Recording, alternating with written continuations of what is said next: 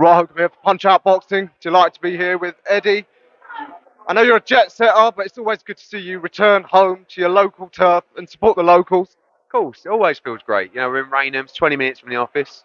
I see a lot of people in here that I know from my childhood. You know what I mean? And that's one of the great things about working with Johnny Fisher is Essex is, it's a big county, but also everybody knows each other. And when he fights, I see people that I haven't seen for years. And there's a great feeling. He's got a great family. But now we're getting into the exciting stuff, the dangerous stuff, the proper fights, and that's when it becomes particularly exciting. Yeah, Johnny Fisher Media Day is he gets more of a buzz than some world title, world champions even. And that's a good sign, but I feel like people always talk about the um, popularity of Johnny Fisher. I'd like to talk a little bit more about the ability of Johnny Fisher. I feel like if you're a young heavyweight who's 7, 8, 9 and 0 and you're knocking people out, people get excited for that fact, regardless of your fan base. But we got a young heavyweight here who I believe is a talent, but he's also a massive draw already. And that's why I like with this Harry Armstrong fight. I wasn't mad on it because I think Armstrong's taken a couple of fights late and got beat, but he's had a lot of notice. He's 6'6". He's actually a good fighter. And now it starts to get exciting. I mean, you saw Matty Harris the other week, who after 5 rounds couldn't stand up. How do you know in the midst of the O2 madness that doesn't happen to Johnny? We need to show that we're ready. And this is a nice test to do it. Absolutely. Can you tell us the process how this came about? Because obviously Harry's just coming off a defeat to Jamie TKV. Franco Ignatius, he's been on social media trying to dig Johnny out. How do the board come to decide how these area titles get made? When you talk about an area title, with all due respect to the championship, it's not, there isn't a massive pool of fighters. Harry Armstrong is a very good fighter. You see him in the Jamie TKV, but who's a good fighter as well. Late notice, very tough. 6'6", can move well, and I think it's a good test. I like the Franklin Ignatius fight for Johnny Fisher as well. We start moving into English titles, and we actually start looking at, he could probably sell out the O2 for a British title fight, Johnny, or definitely could. So it's going to start getting exciting. But moving to 10 rounds, it's a nice progression, and I think it's the right fight for him at the right time. Sure, but obviously championship level, then you can't go backwards then. And it brings him into the orbit of people like Sol Dakers, maybe Fraser Clark, who do have that much more experience. Is there a chance that at some level it could be seen as being rushed? Because I remember back in the 80s, prospects like him would go 24-0 before. I think the main thing is the rushing is only a concern because of the amount of rounds he's done. Do you know what I mean? So most of his fights, people get in there with Johnny Fisher, they get hit around the side of the head, top of the head, and they just think, fuck this, not for me. This won't happen with Harry Armstrong. So I'm looking forward to seeing him go rounds. What a good 10 rounds would do with Harry Armstrong is to start preparing him for Sol Dakers, Fraser Clark, Fabio Wardley. Still some time to go because of the amateur pedigree as well. But that's the natural progression. There's nowhere else to go, like you said. Can't start, so I like the progression of Harry Armstrong, Franklin Ignatius, and then you start going towards Dakers, and then you start going towards Fraser Clark, and then above that is Adelaide, and then it's Fabio Wardley. But, he spars with all those guys. He's sparred all those guys, and he likes his chances, but we just got to do it right. But I think this is the right amount of risk at this stage, and going to give him that ability and that progression to move on and be in big fights. If he does stay at this level with a title, could he headline his own show somewhere in Essex? Unquestionably. I mean, look, for his first title over 10 rounds, he could have sold, forget the Anthony Joshua card, 2,500, 3,000 on his own. Right? I mean, plus the undercard, plus the box office, you're probably talking about 4,000 or 5,000 for a Southern area title fight. So you imagine what it would do to see him against Fraser Clark or David Adelaide. I mean, that's an O2 sellout. Do you know what I mean? But we've got to get there, and we've got to do it right. So, but the potential is massive, and the love for him is massive because he's a good bloke. Do you know what I mean? And I think people, his old man's fucking mad, but people love his old man. He's just got a great family. He works really hard. He's completely dedicated to the sport, and he's a really likable bloke that people like who come from here, we love it. We just love it. He's one of ours, Essex Boy, yeah. And it's going to get bigger and bigger. But it's one thing selling tickets. You've got to be able to really fight, and I believe he can. Yeah, absolutely. I'm sure all of us are rooting for him. Just want to stay on this card.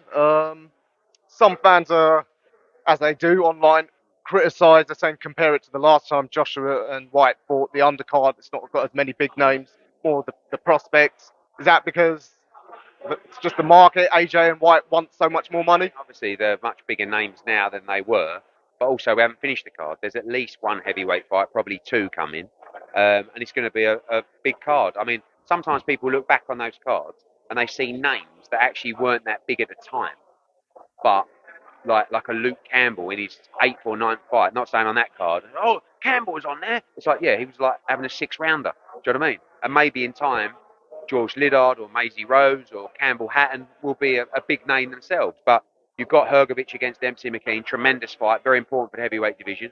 You've got Johnny Fisher's first title fight in the heavyweight division. Derek Chisora looks like will be on the card in actually a good heavyweight fight as well. That's a big fight for the card, and probably one more heavyweight as well. So there is a chance that you could have 5 heavyweight fights on the main broadcast. So it's going to be a big card. But, you know, unfortunately, 90% of the people that tune in will tune in for AJ against Dillian Whyte. But we've got to service everybody, and I want to make sure that fight fans are happy as well. 5 heavyweight fight, that should keep it even the most cynical happy. Just on Campbell Hutton, fighting Tom Ansell, who's fought for the English title a couple of times. With these prospects, how do you decide what route to go? Is it based on the landscape? You know what sort of promoters have got what fighters and what influence for different titles? It's more like with Campbell, it's like assess after every performance.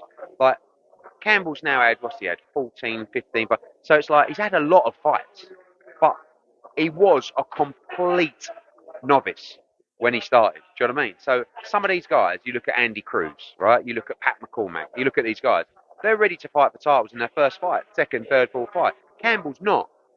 So we need to give him the opportunity. Now you look at the step up, Ansel, box for the English title. Then we look at the English title. Then we look at a British title eliminator. But everybody's crunch time comes at a certain moment. Maybe this is Campbell Hatton's crunch time. Or maybe he breezes through this. If he breezes through this, he might be ready for an English title. But you don't get that many gimmies. Do you know what I mean? It's like with Johnny, boshing people over in a round, and then all of a sudden, he might be walking out for the 8th round at the O2 on August 12th going, Jesus Christ, I preferred it against the others. Do you know what I mean? So that test will come. I think it's a good solid step up for Campbell, but the sterner stuff will come. We know you're a man of great ambition. You want to be the best at the top. You don't hide it. Pissed a few people in the industry off. Do you have the mindset that you hold your fighters to the same standard? Do you make it clear to them that, look, when it's time to step up, if you ain't, then, hey, you're not for me? You've got to give a fighter a chance to develop, but you also need fighters that are ready to step up at the right time. No one wants to get a fighter beat.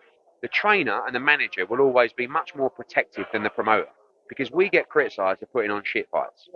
The manager, the trainer, don't really care if it's a shit fight. They want their fighter to make as much money as possible in the easiest fights possible. That's no good for the audience. But I want to work with fighters that are good enough to compete, that are up for taking risks, and also understand that if you get beat, it's not the end of the world. You can come back, you can rebuild. We see it all the time. But there's so much, fear of getting beat. Like if Johnny Fisher gets beat against Harry Armstrong, it's a bit of a disaster. But we come back, we do an 8-rounder, and then we go again. And guess what? That defeat might make him better than he was before. And I've said to fighters before who have lost a big fight early on, trust me, like you will be a much better fighter now through that experience, rather than just bowling over some international fighter that no one's ever heard of. Do you know what I mean? So development is important. We don't want to get a fighter beat, but we want to make sure we give value for money, and we want to make sure we move quick enough to keep people interested in the story. Absolutely. Just lastly, a bit of a deviation. At the top level of the heavyweight scene, can you tell us what's happening with the proposed AJ Wilder fight? Frank Warren keeps saying it's not happening in December. And this Fury and Garner fight, I won't ask you about the fight, enough's been said, but it seems there's another Saudi element to this. Is this some sort of internal Saudi power play, and how does that complicate the whole scene? First person to ask that question. Good spot. I think this is more from an entertainment point of view than a boxing point of view. Obviously, Skills Challenge, run the boxing side, but I think this is definitely from another perspective. I think regards to Deontay Wilder fight, that fight is planned for January. Um, I don't think Saudi want to commit to that fight till they see what happens August 12th, obviously, rightfully so. I thought we might not commit to that fight till we see what happens August 12th.